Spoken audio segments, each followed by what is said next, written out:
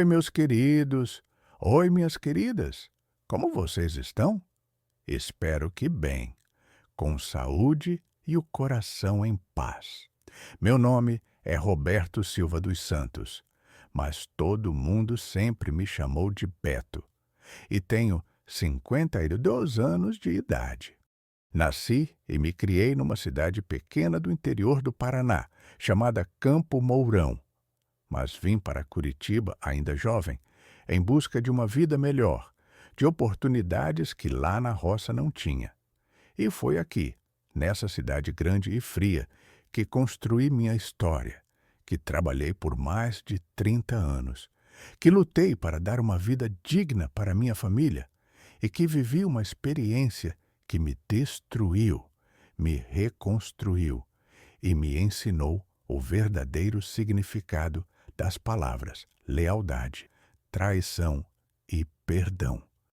Antes de começar a contar minha história, queria fazer um pedido especial para vocês que estão me assistindo agora. Me contem aqui, nos comentários, de qual cidadezinha vocês estão me assistindo esse vídeo e em que horinha do dia vocês encontraram ele. É de manhãzinha bem cedo, tomando aquele cafezinho? É na hora do almoço, dando uma descansada? Ou já é de tardezinha, quando o dia está terminando? Eu sempre leio todos os comentários que vocês deixam aqui, viu? E fico muito feliz, muito mesmo, em saber de onde vocês são e que hora do dia vocês tiram um tempinho para ouvir as histórias desse homem aqui que passou por tanta coisa na vida. Me conta, viu, meus queridos? E se vocês puderem, cliquem naquele botãozinho vermelho ali embaixo para se inscrever no canal e ativem o sininho também para não perder nenhuma das minhas histórias. Isso ajuda demais o canal a crescer e a levar essas mensagens para mais gente. Hoje eu vou contar para vocês uma história que é minha, mas que ao mesmo tempo é sobre amor fraterno, sobre sacrifício, sobre como às vezes a gente faz tudo por uma pessoa e essa pessoa nos apunhala pelas costas da pior forma possível. É uma história sobre lealdade sendo recompensada com traição, sobre bondade sendo recompensada com crueldade, sobre um irmão que deu tudo, literalmente tudo, para salvar uma irmã, e essa irmã destruiu a vida dele sem piscar.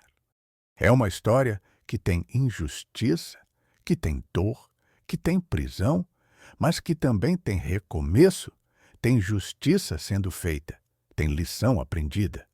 E quero que vocês fiquem até o final, porque o que aconteceu quando eu saí da cadeia foi algo que mudou minha vida para sempre.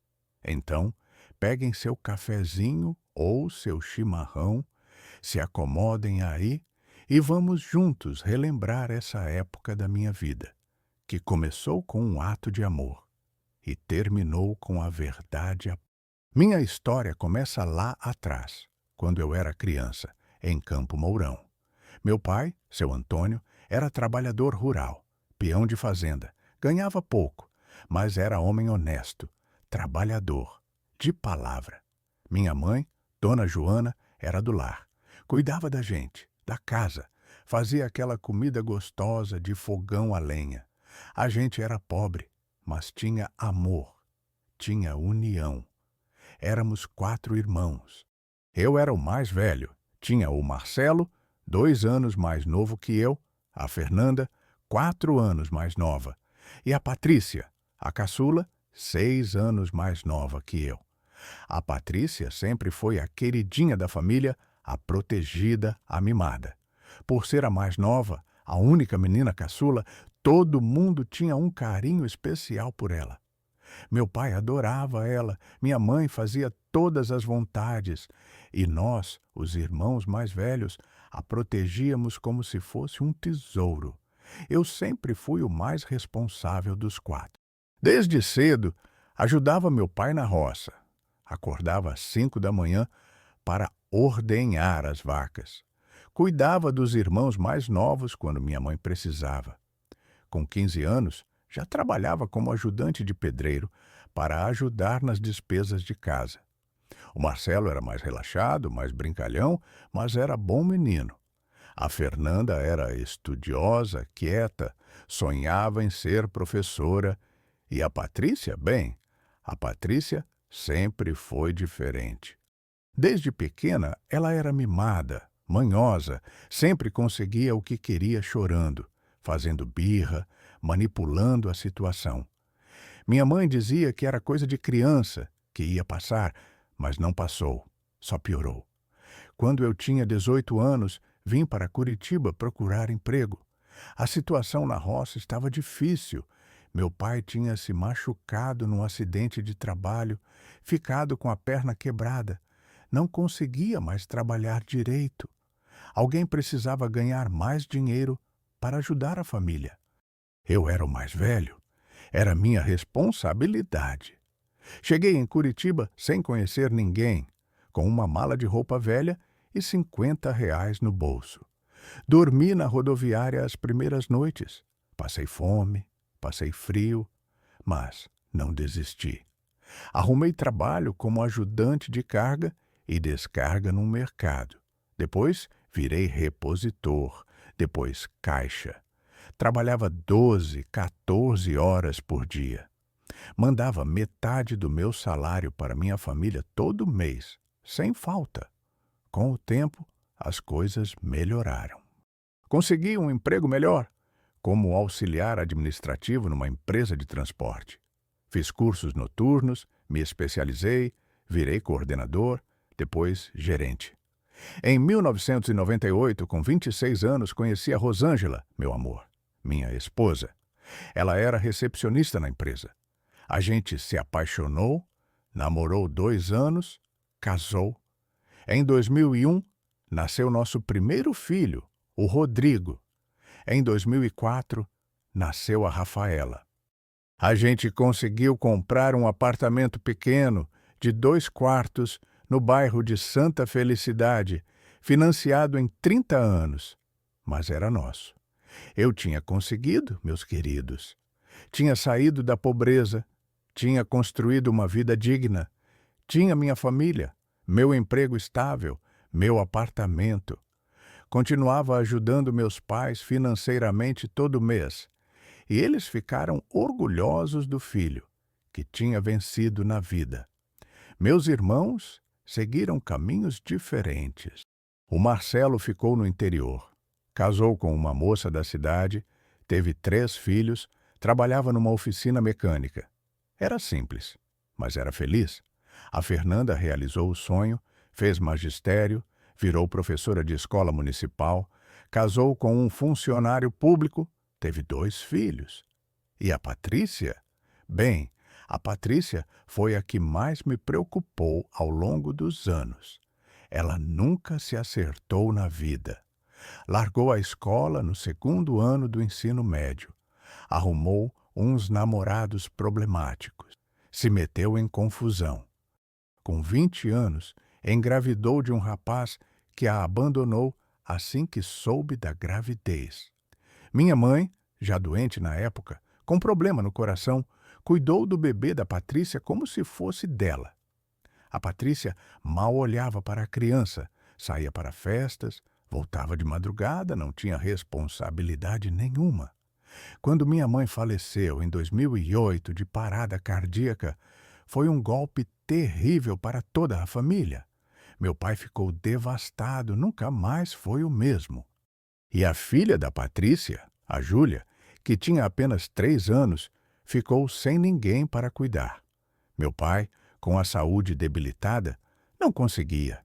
O Marcelo e a esposa já tinham 3 filhos e passavam aperto financeiro. A Fernanda também tinha 2 filhos pequenos e o salário de professora mal dava para as contas. Então, eu e a Rosângela decidimos trazer a Júlia para morar com a gente em Curitiba. A Patrícia concordou na hora, aliviada, porque não queria a responsabilidade de criar a filha. Disse que ia se encontrar, que ia arrumar a vida, que depois buscava a menina, mas nunca buscou. Criamos a Júlia como se fosse nossa filha. Ela chamava a Rosângela de mãe, me chamava de pai, chamava o Rodrigo e a Rafaela de irmãos. Botamos ela na escola, demos amor, carinho, educação. A Patrícia aparecia uma vez por ano no Natal, trazia um presentinho barato, ficava 2 dias e ia embora. Não ligava para saber como a filha estava, não mandava dinheiro, nada. Mas eu não me importava, porque a Júlia era feliz com a gente, e eu amava aquela menina como se fosse minha filha de sangue. Só me doía ver a tristeza nos olhos dela quando perguntava por que a mãe de verdade não vinha visitá-la, porque não ligava. Eu sempre inventava desculpas, dizia que a mãe estava trabalhando longe, que um dia ia buscá-la para... Mentiras para proteger o coração de uma criança. Os anos foram passando, minha carreira continuou progredindo. Em 2012, fui promovido a gerente regional da empresa de transportes. O salário melhorou bastante. Conseguimos quitar o apartamento, comprar um carro, dar uma vida confortável para os 3 filhos. O Rodrigo estava no ensino médio, sonhando em fazer engenharia. A Rafaela estava no fundamental, era ótima aluna, adorava matemática. E a Júlia, que tinha 8 anos, estava se desenvolvendo bem. Era uma criança doce, carinhosa, inteligente. Meu pai faleceu em 2014, de tanto coração partido desde que minha mãe tinha ido. No funeral, a Patrícia apareceu, chorou muito, fez cena, mas uma semana depois já tinha desaparecido de novo. Ela morava em Foz do Iguaçu naquela época. Trabalhava como garçonete num restaurante, vivia pulando de emprego em emprego, de cidade em cidade, de relacionamento em relacionamento. Nunca se estabilizava, nunca crescia, nunca amadurecia. Em 2016, a Patrícia apareceu de surpresa em Curitiba. Tocou a campainha do meu apartamento numa tarde de domingo. Quando abri a porta e vi ela ali, magra demais, com olheiras, roupa surrada, mala na mão, meu coração apertou. Patrícia, o que aconteceu? Entrei, por favor. Ela entrou, sentou no sofá e começou a chorar. Beto, eu estou grávida. Estou de 4 meses. E o pai da criança me expulsou de casa. Disse que o filho não é dele, que não quer saber de mim. Não tenho para onde ir. Não tenho dinheiro. Não tenho nada. Por favor, me ajuda. Olhei para a Rosângela, que estava na cozinha ouvindo tudo com uma expressão preocupada. A gente não podia negar ajuda para minha irmã, principalmente grávida, mesmo sabendo que ela nunca foi responsável, mesmo sabendo que provavelmente ia dar problema. Patrícia, você pode ficar aqui por enquanto, mas precisa se cuidar, precisa fazer pré-natal, precisa procurar emprego. Eu vou te ajudar. Você precisa? Ela prometeu que sim, que ia ser diferente dessa. Nos primeiros meses, realmente pareceu que ela tinha mudado. Ela fazia pré-natal, ajudava em casa, brincava com a Júlia, que ficou encantada de ter a mãe por perto. Mas aos poucos, o comportamento dela foi mudando. Começou a sair à noite, voltar de madrugada, dormir o dia inteiro. Deixava a casa bagunçada, não ajudava em nada. A Rosângela reclamava.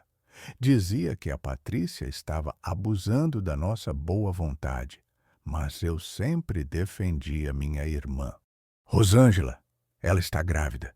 Está passando por um momento difícil. Vamos ter paciência. Minha esposa balançava a cabeça, inconformada, mas respeitava minha decisão.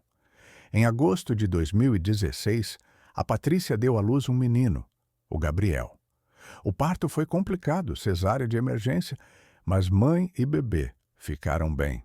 Eu paguei todas as despesas do hospital. Comprei enxoval completo, carrinho, berço, fraldas, tudo. Achei que a maternidade ia transformar minha irmã, ia fazer ela amadurecer, virar uma mãe presente, como não foi com a Júlia. Mas não foi o que aconteceu. 2 semanas depois do parto, a Patrícia já estava saindo de novo, deixando o Gabriel chorando no berço, reclamando que estava cansada, que não aguentava. Quem cuidava do bebê era a Rosângela, eu, e principalmente a Júlia, que com apenas 10 anos cuidava do irmãozinho com mais carinho e responsabilidade que a própria mãe. Aquilo me doía, meus queridos. Doía ver minha irmã repetindo os mesmos erros, abandonando o segundo filho como tinha abandonado o primeiro. Um dia, tentei conversar com ela. Patrícia, você precisa cuidar do Gabriel. Ele é seu filho, sua responsabilidade. Ela me olhou. Ah, Beto, para de me encher. Você não sabe como é difícil. Você não entende nada. Eu entendo sim, Patrícia. Eu crio a Júlia há 7 anos. Sei que é difícil, mas é sua obrigação. Ela virou a cara e foi para o quarto, batendo a porta. Os meses seguintes foram tensos. A relação entre a Rosângela e a Patrícia estava péssima. Minha esposa estava no limite, exausta de cuidar do bebê da minha irmã, enquanto ela saía para se divertir. Beto, ou sua irmã assume a responsabilidade dela, ou ela precisa sair daqui. Eu não aguento mais. Conversei com a Patrícia. Dei um ultimato. Ela chorou, pediu desculpas, prometeu mudar, mas não mudou. E foi então, em novembro de 2016, que tudo desmoronou. Numa sexta-feira à noite, a Patrícia saiu dizendo que ia encontrar umas amigas. Voltou às 3 da madrugada, bêbada, gritando no corredor do prédio. Acordou os vizinhos, acordou meus filhos. Quando abri a porta, ela entrou cambaleando com um homem que eu nunca tinha visto, tatuado, com cara de malandro. Patrícia, que absurdo é esse? Quem é esse cara? Deixa eu entrar na minha casa, Beto. Para de ser chato. Isso não é sua casa, Patrícia. É a minha casa e você está abusando da minha hospitalidade. O homem riu debochado. Oh, o irmão, metido a certinho. O Gabriel começou a chorar no quarto. A Rosângela foi acalmar o bebê, furiosa. Patrícia, amanhã nós vamos conversar. Vai dormir. Na manhã seguinte, quando acordei, a Patrícia não estava em casa. Tinha saído cedo, deixando o Gabriel dormindo. Passou o dia todo fora. Voltou à noite, de novo alcoolizada, dessa vez sozinha. Sentei com ela na sala. Falei sério. Patrícia, você precisa ir embora. Isso não pode continuar. Você não está respeitando minha família.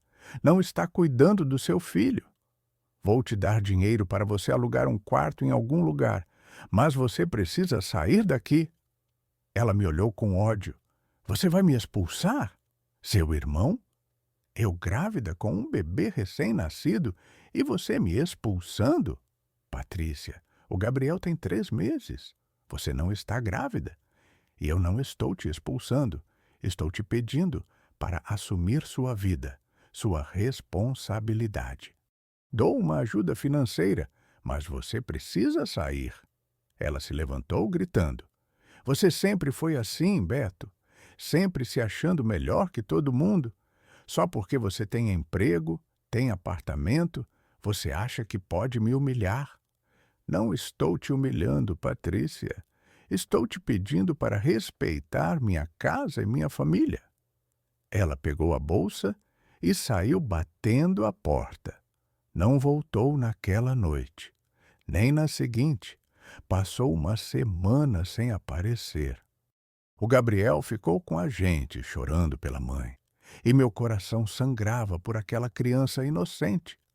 Quando a Patrícia finalmente reapareceu, estava diferente, mais calma, mais séria. Sentou comigo na sala e disse que tinha arrumado um emprego como recepcionista numa clínica, que ia alugar um quarto, que ia levar o Gabriel com ela. Fiquei aliviado, achando que ela finalmente tinha amadurecido. Ajudei ela a alugar um quarto numa pensão próxima. Dei dinheiro para ela se manter os primeiros meses até receber o salário. Ela levou o Gabriel e por algumas semanas parecia que tudo estava bem. Ela ligava, dizia que estava trabalhando, que o bebê estava bem. Era mentira. Tudo era mentira. Em janeiro de 2017, numa tarde de quinta-feira, meu celular tocou. Era um número desconhecido. Atendi. É o Roberto? Sou o delegado Ferreira, da Delegacia de Furtos e Roubos. O senhor conhece Patrícia Silva dos Santos? Sim, é minha irmã. Por quê? O senhor pode vir até a delegacia? Sua irmã foi presa. Meu mundo girou. Presa? Por quê? Ela foi pega em flagrante furtando produtos de uma farmácia. Várias caixas de remédios caros, escondidos na bolsa. Preciso que o senhor venha aqui. Larguei tudo no trabalho. Pedi para sair mais cedo. Fui correndo para a delegacia. Quando cheguei lá, a Patrícia estava numa sala, sentada numa cadeira, com o Gabriel no colo. Ela estava chorando, desesperada. Quando me viu, correu para mim. Beto, me ajuda. Pelo amor de Deus, me ajuda. Eu não queria fazer isso, mas eu precisava de dinheiro. O delegado me levou para outra sala, explicou a situação. Sua irmã foi flagrada furtando medicamentos de alto valor numa farmácia. São remédios controlados para revenda. Isso é crime e grave. Ela vai ser autuada, vai responder processo. Dependendo do juiz, pode pegar de 2 a 8 anos de prisão. Senti minhas pernas fraquejarem. 2 a 8 anos? Ela tem um bebê de 4 meses. Eu sei, é uma situação complicada. O bebê vai para o conselho tutelar se não tiver quem cuide. Voltei para a sala, onde a Patrícia estava. Sentei ao lado dela, segurei sua mão. Patrícia, por que você fez isso? Eu te dei dinheiro, te ajudei. Por que você roubou? Ela soluçava. Beto, eu perdi o emprego. Nunca tive emprego nenhum. Eu menti. O dinheiro que você me deu acabou. Eu gastei com bobeira e eu estava desesperada. Conheci um cara que disse que me dava dinheiro se eu furtasse uns remédios para ele. Eu não queria, mas eu não tinha dinheiro para a pensão, para as fraldas do Gabriel. Balancei a cabeça, decepcionado, mas ainda com pena dela. Era minha irmã, a caçula que eu protegi a vida inteira. Patrícia, agora você vai ter que responder pelo que fez. Vai ter processo. Pode ser que vá presa. E o Gabriel? Ela me olhou com desespero. Beto, eu não posso ir presa. Não posso deixar meu filho. Por favor, me ajuda. Faz alguma coisa. Não tem o que fazer, Patrícia. Você cometeu um crime. Tem que assumir as consequências. Ela agarrou meu braço, desesperada. Beto, se eu for presa, o Gabriel vai para abrigo. Ele vai crescer sem mãe. Vai sofrer. Você não pode deixar isso acontecer.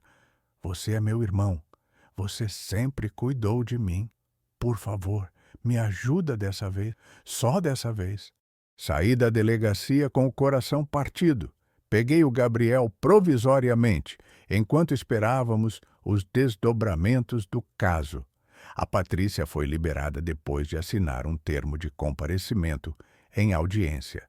Nos dias seguintes, consultei advogados, tentei entender a gravidade da situação. Todos foram unânimes. A Patrícia tinha sido pega em flagrante. Tinha confessado, as provas eram irrefutáveis. Ela ia ser condenada. A questão era quanto tempo. Como era réu primária, talvez conseguisse pena menor, uns 2 ou 3 anos, mas ia presa. E o Gabriel ia para o conselho tutelar. porque a Rosângela já tinha deixado claro que não queria mais assumir a responsabilidade de cuidar dos filhos da minha irmã. Beto, eu já crio a Júlia como se fosse minha filha. Já é uma responsabilidade enorme. Não posso assumir o Gabriel também. Você precisa entender minha posição. Eu entendia, meus queridos. A Rosângela tinha razão. Ela já fazia demais. Já havia sacrificado tanto pela minha família. Não podia exigir mais dela. Uma semana antes da audiência, a Patrícia apareceu no meu apartamento de madrugada, desesperada, chorando convulsivamente. Beto, eu descobri uma coisa. Conversei com um advogado e ele disse que existe uma possibilidade. Se outra pessoa assumir a culpa, se outra pessoa disser que fez o furto e não eu, eles podem me soltar. Olhei para ela, incrédulo. Patrícia, isso é loucura. Quem vai assumir a culpa de um crime que não cometeu? Ela me olhou com aqueles olhos de criança abandonada, aqueles olhos que sempre me manipularam a vida inteira. Você, Beto, você pode assumir? Você não tem passagem pela polícia? É réu primário, tem emprego fixo, tem bom comportamento. O advogado disse que, se você assumir, com sua ficha limpa, você pode pegar pena alternativa. Não vai nem ser preso de verdade. Vai prestar serviço comunitário, pagar uma multa e pronto. Mas eu fico livre e o Gabriel não vai para o abrigo. Fiquei chocado, meus queridos. Minha própria irmã estava me pedindo para assumir a culpa de um crime que ela cometeu. Patrícia, você está maluca? Você está me pedindo para eu me declarar culpado de um crime que eu não cometi? Eu tenho família, tenho emprego, tenho reputação. Você quer que eu jogue tudo isso fora? Ela agarrou minhas mãos, chorando. Beto, eu sou sua irmã. Eu sou a caçula que você sempre protegeu. Eu preciso de você agora, mais do que nunca. Se eu for presa, meu filho vai crescer sem mãe. Você vai deixar seu sobrinho sofrer? Você, que sempre foi tão bom, tão protetor, vai me abandonar agora? Meus queridos, eu sei que vocês devem estar pensando que eu fui um idiota. E vocês têm razão. Eu fui. Mas naquele momento, vendo minha irmã desesperada, pensando no bebê inocente, pensando em toda a nossa história, em como eu sempre protegi ela desde criança, em como eu prometi para minha mãe no leito de morte que cuidaria dos irmãos mais novos, eu fraquejei. Conversei com o advogado que a Patrícia tinha consultado. Ele confirmou. Se eu assumisse a culpa, com minha ficha limpa, meu bom emprego, minhas referências, provavelmente eu pegaria pena alternativa. Não ia ser preso de verdade. Ia prestar serviços comunitários, pagar uma multa e pronto. A Patrícia seria absolvida por falta de provas, já que o único depoimento contra ela seria anulado pela minha confissão. Conversei com a Rosângela. Ela ficou furiosa. Beto, você não pode fazer isso. Isso é loucura. Você vai assumir um crime que não cometeu? E se der errado? E se você for preso de verdade? E a nossa família? Rosângela, eu não vou ser preso. O advogado garantiu. É só uma formalidade. Eu assumo a culpa, pego pena alternativa e o Gabriel fica com a mãe. Ela balançou a cabeça desacreditada. Sua irmã está te manipulando, Beto, como sempre fez a vida inteira. E você está caindo de novo. Talvez sim, mas eu não consigo abandonar minha irmã. Não consigo deixar meu sobrinho ir para um abrigo. Ela suspirou, derrotada. Faça o que achar melhor, Beto. Mas não me peça para concordar com isso, porque eu não concordo. No dia da audiência, 15 de fevereiro de 2017, fui ao fórum com a Patrícia. O advogado dela tinha orientado o que eu devia dizer. Na frente do juiz, quando perguntaram quem tinha cometido o furto, eu me levantei e disse: Fui eu, Excelência. Eu furtei os medicamentos da farmácia. Minha irmã não teve nada a ver com isso. Ela só estava comigo no momento, mas foi eu quem pegou os remédios. O juiz me olhou surpreso. O senhor está assumindo a autoria do crime? Estou, Excelência. Por quê? Porque eu estava desempregado, precisava de dinheiro. Minha irmã tentou me impedir, mas eu não ouvi. O juiz olhou para os papéis na frente dele, franzindo a testa. Senhor Roberto, de acordo com o relatório aqui, o senhor tem emprego fixo como gerente de uma empresa de transportes. Como o senhor disse que estava desempregado? Engoli seco. Estava, Excelência. Tinha sido demitido recentemente. O juiz não pareceu convencido, mas aceitou meu depoimento. Determinou que eu fosse autuado, que respondesse processo e liberou a Patrícia por falta de provas suficientes contra ela. Quando saímos do fórum, a Patrícia me abraçou chorando. Obrigada, Beto. Muito obrigada. Você salvou minha vida. Agora eu vou mudar. Eu prometo. Vou cuidar do Gabriel. Vou arrumar um emprego de verdade. Vou ser uma pessoa melhor. Você vai ver. Nos meses seguintes, o processo contra mim seguiu. Eu tinha que comparecer em audiências, assinar documentos, responder perguntas. Minha reputação no trabalho começou a ser afetada. Meus colegas olhavam para mim de forma diferente quando souberam que eu estava respondendo por furto qualificado. Meu chefe me chamou para uma conversa séria. Roberto, você entende que isso afeta a imagem da empresa, né? Um gerente respondendo processo criminal. Vou ter que te afastar temporariamente até isso se resolver. Fui afastado do trabalho, sem salário. O advogado garantia que logo tudo seria resolvido, que eu pegaria pena alternativa e voltaria à vida normal. Mas as coisas não saíram como planejado. O juiz, desconfiado da minha história, determinou que passasse por avaliação psicológica, que fornecesse mais provas, que prestasse novos depoimentos. O processo se arrastou por 6 meses. 6 meses de inferno, meus queridos. Sem trabalho, sem salário, vivendo das economias que tinha guardado, vendo minha reputação sendo destruída, vendo minha esposa cada dia mais distante, mais fria, mais decepcionada comigo. E a Patrícia? A Patrícia desapareceu. Depois que foi liberada, sumiu.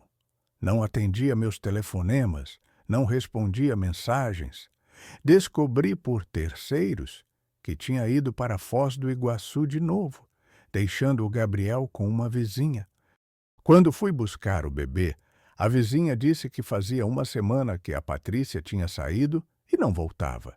Levei o Gabriel de volta para casa. A Rosângela me recebeu com silêncio frio. Nem questionou. Só pegou o bebê. Cuidou dele, mas sem falar comigo. Estava magoada, decepcionada, sentindo que eu tinha escolhido minha irmã em vez dela e dos nossos filhos. Em agosto de 2017, aconteceu algo que mudou tudo. Eu ainda estava respondendo o processo, esperando a sentença. Meu advogado tinha pedido pena alternativa, apresentado todas as minhas boas referências, minha ficha limpa de quase 40 anos. Estávamos confiantes, mas na véspera da sentença, recebi uma ligação da delegacia. Senhor Roberto, o senhor pode comparecer aqui?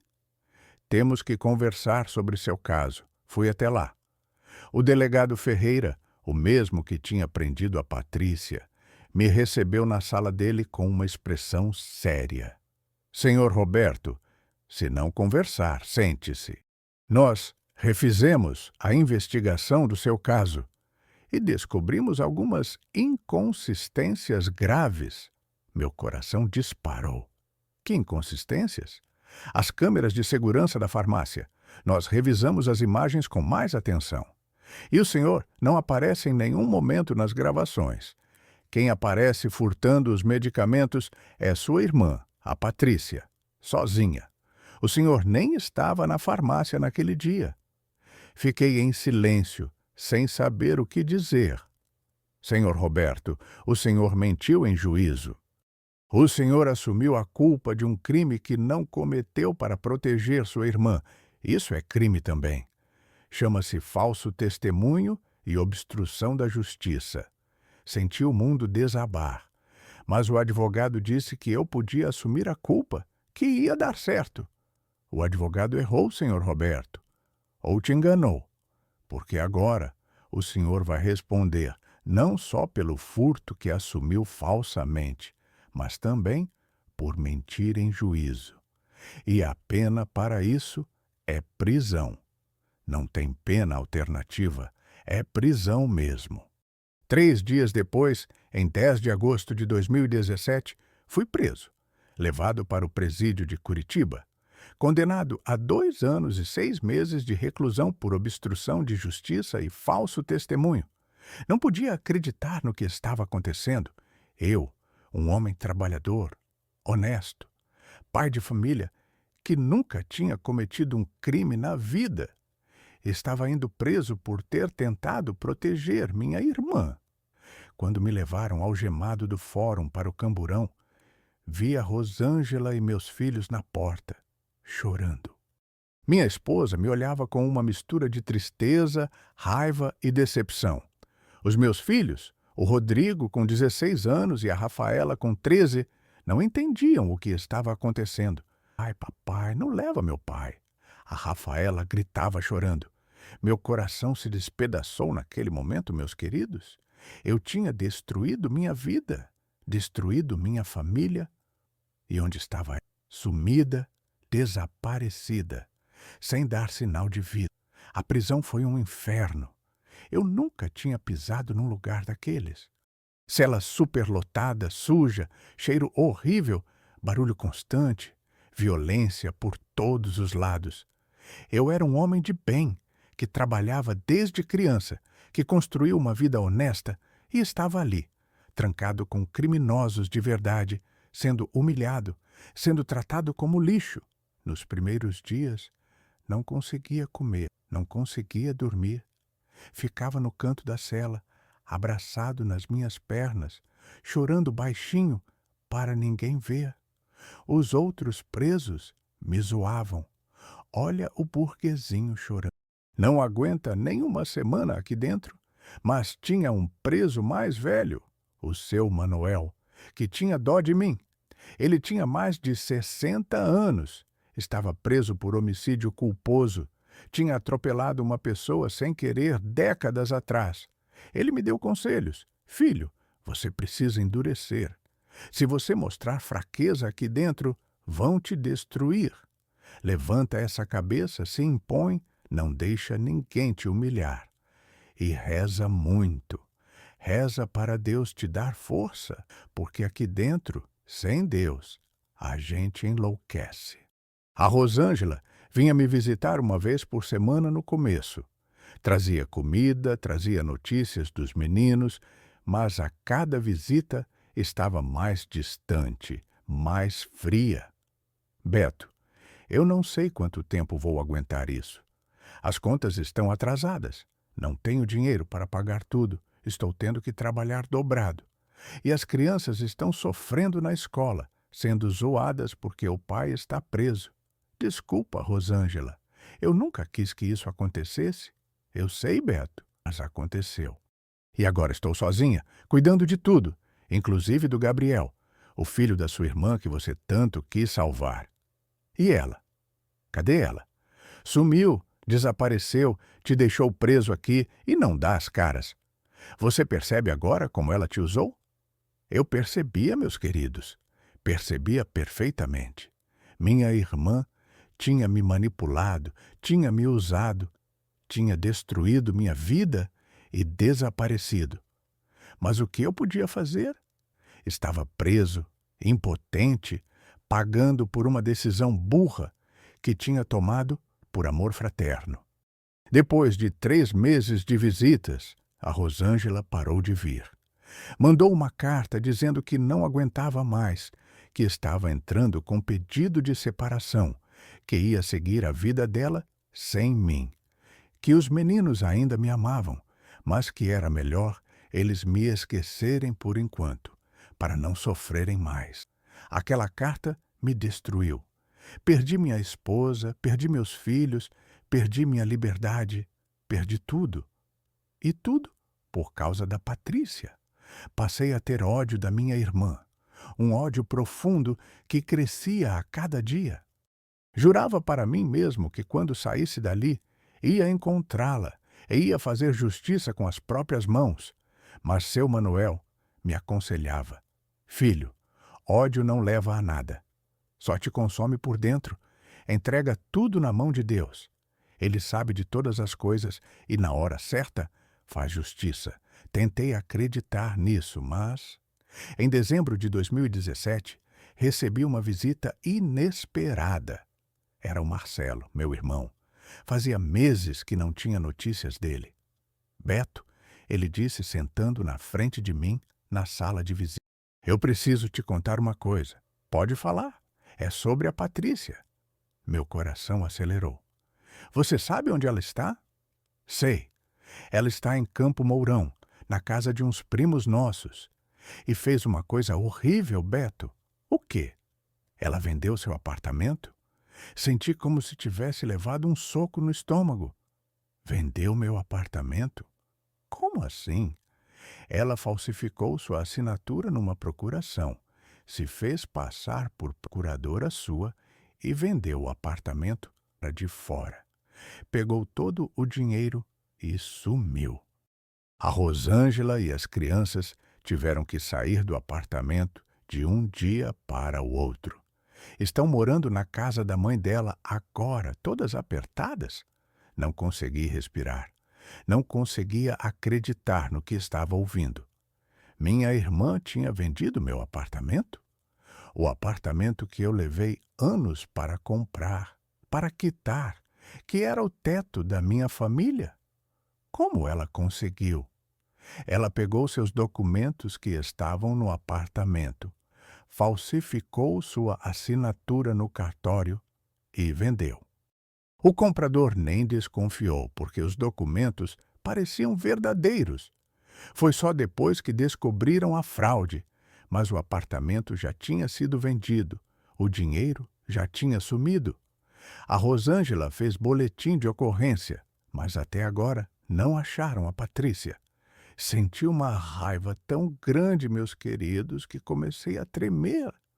Onde ela está? Onde está essa víbora? Beto, se acalma.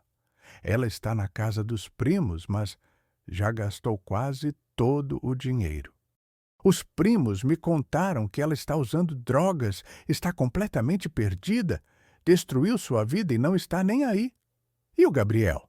Está com a Rosângela ainda? Sua ex-esposa está cuidando da criança, mesmo depois de tudo. Ela é uma santa. Eu sei que ela é uma santa. E eu a perdi por causa da minha irmã. Os meses seguintes foram os piores da minha vida. Fiquei sabendo que a Rosângela tinha conseguido reverter a venda do apartamento na justiça, provando a fraude, mas o comprador já tinha dado entrada em todo o dinheiro e recuperar tudo ia demorar anos. Enquanto isso, minha família estava desabrigada, morando de favor. Meus filhos tinham perdido o lar deles, e tudo por causa da Patrícia. Eu ruminava vingança todos os dias, planejava o que ia fazer quando saísse. Ia encontrá-la, ia fazer ela pagar. Seu Manuel percebia minha amargura. Filho, você está se destruindo por dentro. Esse ódio vai te matar. Eu não consigo perdoar, seu Manuel. Ela destruiu tudo. Minha vida, minha família, minha casa. Ela me usou, me traiu da pior forma possível. Eu sei, filho, mas Deus vai fazer justiça. Você precisa ter fé. Fé? Que fé, seu Manuel! Deus me abandonou. Se Deus existisse, não teria deixado isso acontecer comigo? Deus não abandonou você, filho. Só está te testando. E quando você sair daqui, vai ver que Ele estava no controle de tudo. Em março de 2019, depois de 1 ano e 7 meses preso, ganhei liberdade condicional, por bom comportamento. Saí da prisão um homem diferente, mais velho, mais cansado, mais amargurado. Tinha perdido tudo. Meu casamento havia terminado oficialmente. Rosângela tinha se divorciado de mim. Meu apartamento ainda estava em disputa judicial. Meu emprego, evidentemente, tinha sido perdido. Minha reputação estava destruída. Não tinha dinheiro, não tinha casa, não tinha nada. Fui morar num quartinho alugado na periferia de Curitiba, num bairro violento, trabalhando como ajudante de carga num mercado, ganhando um salário mínimo. Eu, que tinha sido gerente regional, que tinha construído uma carreira, estava de volta à estaca zero. Pior que zero. Estava devendo, destruído, sem família, sem dignidade. Tentei falar com meus filhos. O Rodrigo, que agora estava com 18 anos, me recebeu friamente. Oi, pai. Como você está? Estou vivo. E você? Estou bem. Entrei na faculdade de engenharia, consegui uma bolsa. Legal, filho. Fico feliz por você. Ele me olhou com tristeza. Pai, eu te amo, mas não consigo te perdoar ainda pelo que você fez. Você escolheu a tia Patrícia em vez da gente. E por causa disso, a gente perdeu tudo. Eu sei, filho. Eu fui um idiota. Eu só queria proteger minha irmã, salvar meu sobrinho. Foi. Você foi um idiota. Mas não adianta mais chorar pelo leite derramado. A vida continua. Espero que você consiga reconstruir. A Rafaela, com 15 anos, nem quis me ver. Mandou recado pela mãe que não queria contato comigo. Aquilo doeu mais que qualquer coisa. Passei meses tentando localizar a Patrícia. Liguei para todos os parentes, para todos os conhecidos. Ninguém sabia onde ela estava. Até que em julho de 2019, o Marcelo me ligou. Beto, a Patrícia está internada. Internada onde? No Hospital Psiquiátrico de Maringá. Ela teve uma overdose de drogas, quase morreu. Está internada lá faz 2 meses. Senti algo diferente. Não era exatamente pena, mas também não era mais ódio. Era uma mistura de tudo. Vou visitá-la. Beto, você tem certeza? Depois de tudo que ela fez? Tenho. Preciso olhar nos olhos dela e ouvir uma explicação. Peguei um ônibus e fui até Maringá. Cheguei no hospital psiquiátrico. Pedi para ver a Patrícia. Me levaram até um quarto onde ela estava deitada numa cama. Quando a vi, meu coração apertou. Ela estava irreconhecível. Magérrima, pálida, cabelo raspado, olhos fundos. Parecia ter 80 anos, não 30 e poucos. Beto, ela sussurrou quando me viu. Você veio. Vim. Preciso conversar com você. Ela começou a chorar. Beto, me perdoa. Me perdoa por tudo. Eu destruí sua vida. Eu sei. Eu sou uma pessoa horrível. Por que você fez isso, Patrícia? Por que vendeu meu apartamento? Eu estava desesperada. Eu devia dinheiro para traficante. Eles iam me matar. Eu precisava de dinheiro rápido. Então você destruiu a vida da minha família para salvar a sua? Você tirou o teto dos meus filhos? Eu não pensei, Beto. Eu só pensei em mim. Sempre foi assim. Eu sempre fui egoísta. Sempre pensei só em mim. E agora olha onde eu estou. Internada, sozinha, sem nada, sem ninguém. O Gabriel está com a Rosângela ainda? Está. Ela está cuidando do seu filho, mesmo depois de tudo. Ela é a melhor pessoa que eu poderia ser. Ela é muito melhor. Muito melhor do que eu também, que fui idiota de confiar em você. Saí daquele hospital com um sentimento estranho. Não era alívio, não era satisfação de ver minha irmã destruída. Era tristeza. Tristeza por tudo que tinha acontecido, por todas as escolhas erradas, por todo o sofrimento. Voltei para Curitiba. Continuei trabalhando, juntando dinheiro, tentando reconstruir minha vida pedaço por pedaço. Em 2020, finalmente consegui recuperar meu apartamento. O comprador foi obrigado a devolver o imóvel e ele entrou com um processo contra a Patrícia para recuperar o dinheiro. Mas ela não tinha dinheiro nenhum, não tinha nada. Ofereci o apartamento para a Rosângela e as crianças voltarem a morar lá, mas ela recusou. Já refiz minha vida, Beto. Estou morando num lugar bom, os meninos estão bem. Você pode ficar com o apartamento. Vendi o apartamento e, com o dinheiro, paguei todas as dívidas, ajudei meus filhos financeiramente. Dei um dinheiro para a Rosângela como forma de pedir desculpas por tudo que ela passou. Sobrou um pouco para mim. Comprei um carro usado, arrumei um emprego melhor como coordenador de logística numa empresa menor. Não era o que eu tinha antes, mas era honesto, era digno. Em 2021, a Patrícia saiu do hospital psiquiátrico. Estava limpa das drogas. Tinha feito tratamento. Me ligou pedindo para nos encontrarmos. Aceitei. Nos encontramos num café em Curitiba. Ela estava diferente, mais sóbria, mais consciente. Beto, eu estou em recuperação. Faço terapia, vou em grupos de apoio. Estou tentando ser uma pessoa melhor. Que bom, Patrícia. Eu queria te pedir perdão pessoalmente, olhando nos seus olhos. Eu destruí sua vida. Eu sei disso e não tem desculpa para o que eu fiz. Eu fui egoísta, manipuladora, cruel. Você me salvou, assumiu um crime por mim, foi preso por minha causa, perdeu tudo. E eu te paguei da pior forma possível, vendendo seu apartamento, abandonando você. Respirei fundo. Patrícia, eu passei 2 anos na cadeia pensando em vingança, planejando o que ia fazer quando saísse.